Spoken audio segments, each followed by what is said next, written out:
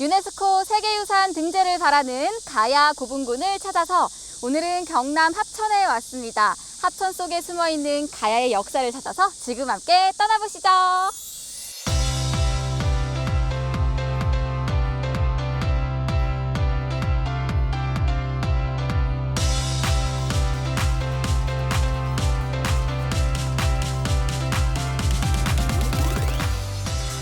합천에서 처음으로 찾은 곳은 옥전 고분군입니다. 그동안 많은 고분군을 가봤는데요. 합천에 또 이런 고분군이 있는 줄은 몰랐어요, 선생님. 예, 옥전 고분군이라고 하는데요. 한강유역의 조그만 나라 다라국을 다스리던 지배계급의 무덤을 비롯해가지고 여러 계층들의 무덤이 여기에 모여 있습니다. 역사 속에서 다라국이라는 나라는 접해본 적이 없는 것 같은데 모르는 분들이 많을 것 같아요. 네, 맞습니다. 많이 모르시는 분들이 많죠. 네. 근데 이제 알고 보면은 이미 1500년 전에 이제 국제적으로도 알려져 있었던 나라였습니다. 옥전, 요거는 이제 우리말로 하면은 구슬옥 밭전 이렇게 해가지고 구슬밭 이렇게 됩니다. 그것도 관계가 있습니다, 여기하고. 다라국의 구슬밭이라니 들으면 들을수록 이 고분군 이야기가 궁금해지는데요. 예. 선생님, 그럼 얼른 저희가 고분군 쪽으로 한번 가보죠. 아, 예, 좋습니다. 예, 와, 가보죠. 다라국을 만나러 가는 거네요. 예, 그렇죠. 오.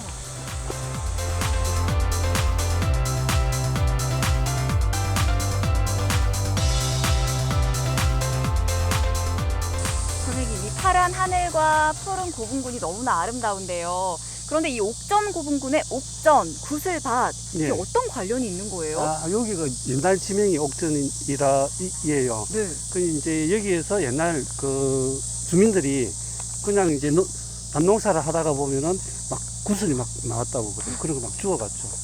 예, 그렇게 이제 이게 막 널려 있었는데 그게 알고 봤더니 다 이 고분에서 나온 것들이죠. 그래서 바로 옆에 M2호분이라고 있는데 저기에서는 한꺼번에 한 무덤에서 2000개 넘게 나왔다고 그래요. 선생님, 그럼 그렇게 많은 구슬들은 어디에 쓰인 건가요? 지금은 이제 발굴할 때는 막 흩어져 있었지만 원래는 목걸이였다고 그러네요. 그러니까 이제 목걸이로 해가지고 그 죽은 그 주인공한테 이렇게 해놨는데 그게 세월이 흐르면서 이제 깨었던 실은 사가버리고 그러면서 이제 옷구슬이 주르륵 흩어져가지고 있는 그런 모양이라고 그럽니다. 선생님, 그럼 목걸이가 그렇게 많았다니까 귀걸이도 많았을 것 같다는 생각이 드는데요. 전부 다 금귀걸이가 15쌍, 30개가 여기서 이 고분에서 출토가 됐습니다. 선생님, 그리고 이 옥전 고분군은 옷구슬 말고도 로만 글라스라는 게 출토됐다고 들었어요. 예. 이제 비록 깨어진 채로 이제 발굴이 되기는 했지만 그 로만 글라스는 존재 자체만으로도 이제 굉장히 가치가 있는 그런 거예요. 그렇군요. 말씀을 듣다 보니까 이 옥전 고분군이 김해나 함안보다 규모는 작지만 그 유물은 훨씬 더 많은 것 같아요. 네, 그렇습니다. 다른 고분군에서 보시다시피 그렇게 규모가 크다고 이야기할 수는 없는데 다른 고분군에서 발굴된 거의 모든 이제 유물들이 여기서 다 나왔다고 보시면 됩니다. 철제 농기구에서부터 말씀하신 어떤 그런 금원 장신구, 그 다음에 이제 무기, 갑옷, 투구, 그 다음에 말갑옷, 말투구, 뭐 이런 것까지 다 여기에서 빠짐없이 다 출토가 됐습니다. 오, 와, 우리가 여기는 M2호분이고 옥전 고분군 중에서도 이번에는 M3호분 앞에 왔거든요. 선생님, 다른 많은 무덤들 가운데 이 무덤이 특히 특별한 건가요? 예, 5세기 말, 예. 이 가야 전체적으로도 그러는데 다라국이 최전성기를 향해서 나아가고 있을 때 이 옥전 고분군의 주인공들이 이제 만든 조성한 무덤이 바로 이거고요. 아, M3호분이요? 예. 오. 선생님, 그럼 이 고분군에서는 어떤 유물들이 발굴됐을까요? 용 봉황 무늬를 새긴 어떤 금으로 새기거나 한 어떤 큰 칼, 그게 한꺼번에 4자루나 나왔고요. 그 다음에 이제 금동 장식, 투구, 갑옷. 그 다음에 특히 좀 주목할 만한 것이 살포라는 게 발굴이 됐어요. 논농사 지을 때 물꼬를 트거나 막는 데 쓰는 도구라고 그래요.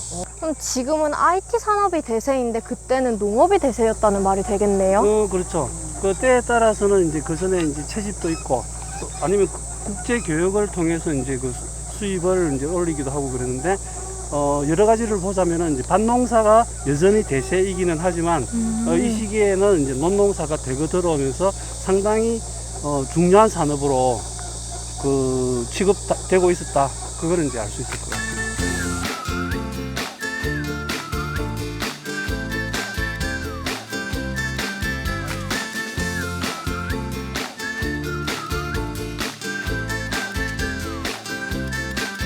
합천박물관에서 처음으로 만난 유물은요, 뭔가 무사의 용맹이 느껴지는 칼이에요, 선생님. 예. 이게 어떤 칼인가요? 이름이 네. 용봉문 환두대두 이렇게 이야기를 하는데 네. 용, 봉황, 무늬가 새겨진 그래서 용봉문이고 그리고 환두는 저 위에 보면은 동그랗게 고리가 둥근 고리가 되어 있어요. 그래서 그걸 환두. 그건 이제 짧은 칼이 아니고 단도가 아니고 큰 칼이다. 대도 이렇게 됩니다. 선생님, 예. 이렇게 다양한 유물들이 있는데 이 칼이 특별히 유명한 이유가 있을까요? 그렇죠. 이 이제 전투에서 쓰는 게 칼이죠.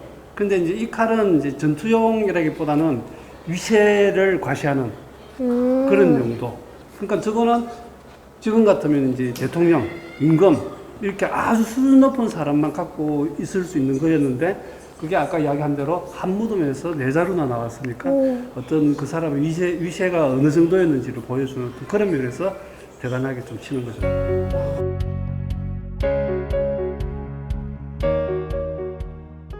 와, 선생님, 이거는요, 저희가 그 옥전고분군에서 설명 들었던 그 로만 글라스네요. 예, 그렇네요. 지금 봐도 너무 예쁜데 가야 시대 때도 유리가 있었을까요? 유리가 당연히 없었죠. 지금처럼 유리가 흔하지 않고 굉장한 어떤 기중품으로 이제 대접을 받았죠. 그 다음에 이제 요거는 이때 출토된 걸 봤을 때 신라를 거쳐서 들어왔다. 이렇게까지. 그러니까 이제 실제 비단길의 종점이 장안이 아니라 그걸 계속 해가지고 동아시아 반도의 끝에까지 이제 이어졌고 거기에서 다시 경상도 내륙 깊숙한 데까지 들어왔다. 이제 이런 거를 요 하나가 보여주는 거죠. 세계적으로도 이제 이 유물이 로만 글라스라는 유물이 그렇게 많이 남아 있지는 않아요.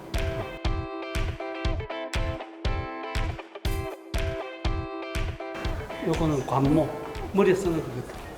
선생님, 이것 좀 보세요. 이거는 목걸이네요. 예, 여기에 오니까 마음을 뺏길 것 같은 게 장신구가 너무 많아요. 맞습니다. 네. 근데 이제 옛날에 보면은 지금은 생각도 상상도 할 수 없는데 네. 흙으로 만든 목걸이도 있어요. 흙으로요? 예, 흙을 뭉쳐가지고 이런 고리처럼 구슬처럼 만든 거죠. 흙구슬. 예.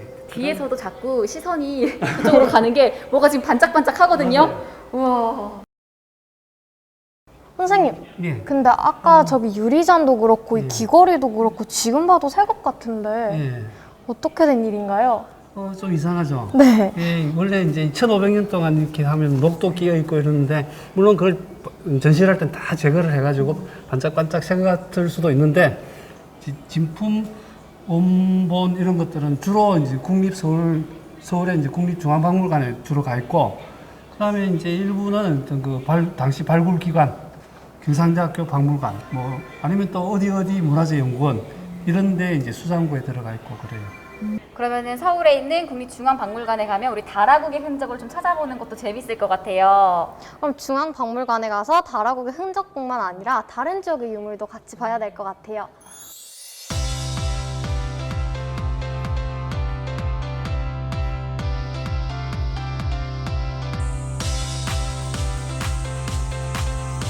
이렇게 한 바퀴 돌아볼까요?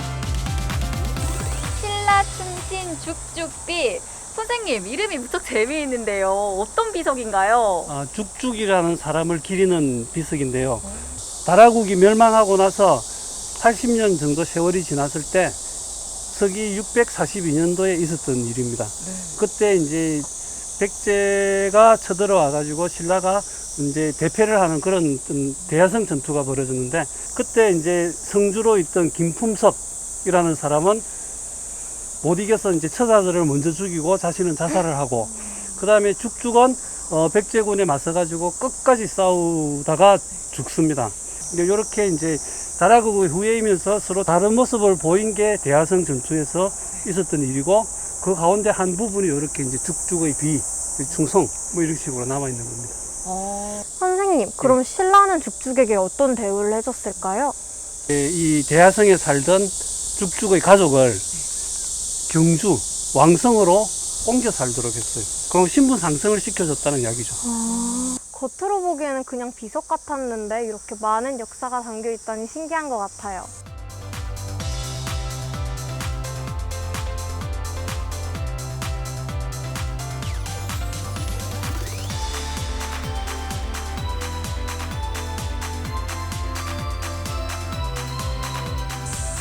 월강 사진은 저 앞에 서 있는 것만으로도 고즈넉한 기분이 드는데요, 선생님. 예. 그런데 다른 거는 보이지 않고 석탑 두 기만 있어요. 예. 여기도 가야사와 관련이 있는 건가요?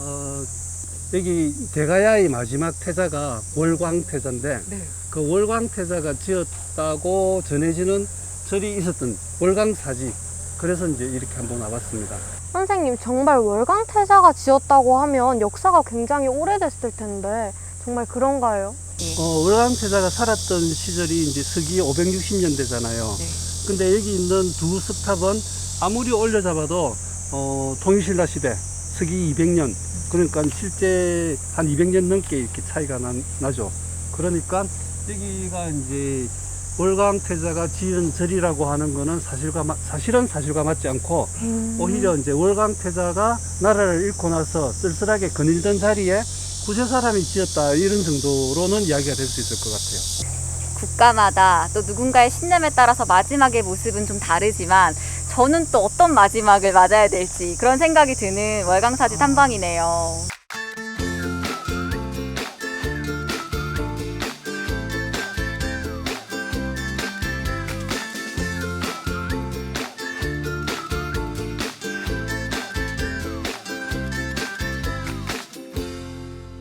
이번에는요, 해인사의 한 전각으로 왔는데요. 선생님, 지금 저희가 서 있는 곳이 어떤 곳인가요? 예, 해인사 국사단이라는 데인데, 네. 이건 이제 다른 절 같으면은 신령각, 산령각 뭐 이렇게 이야기하는 산신령을 모시는 정각입니다.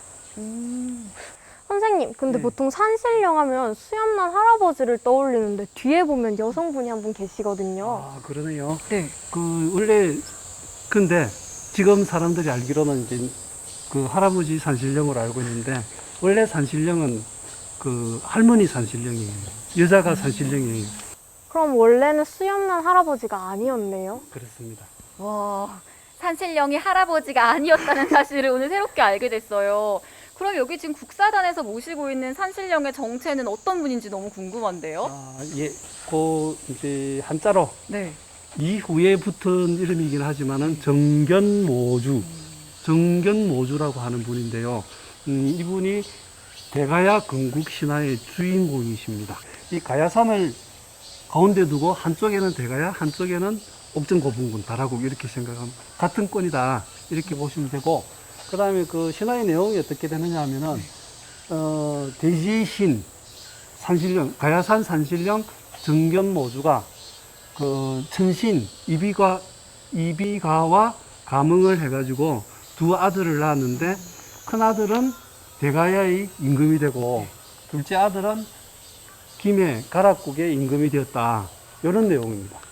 그러면은 김해나 고령에서 모실 수도 있는데 우리 합천 해인사에서 이 대가야 건국신화의 주인공을 모시는 이유가 있어요? 여기에 절을 지으면서 가야산 산신령한테 땅을 빌린 셈이에요. 절을 짓는다는 것 자체가.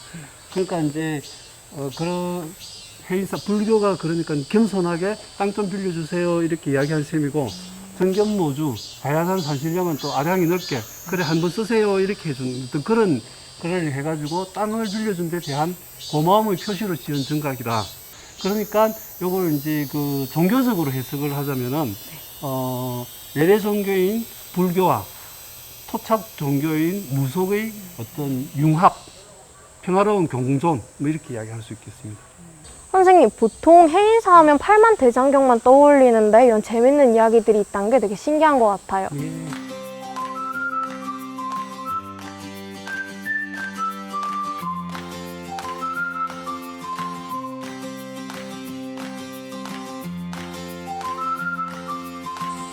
유네스코 세계유산 등재를 바라는 가야 고분군을 찾아서 오늘은 합천 다라국의 역사와 흔적을 함께 했습니다. 어서 세계 유네스코 문화유산으로 합천 가야 고분군이 이름을 올려서 더 많은 세계인이 다라국을 만나볼 수 있으면 좋겠습니다.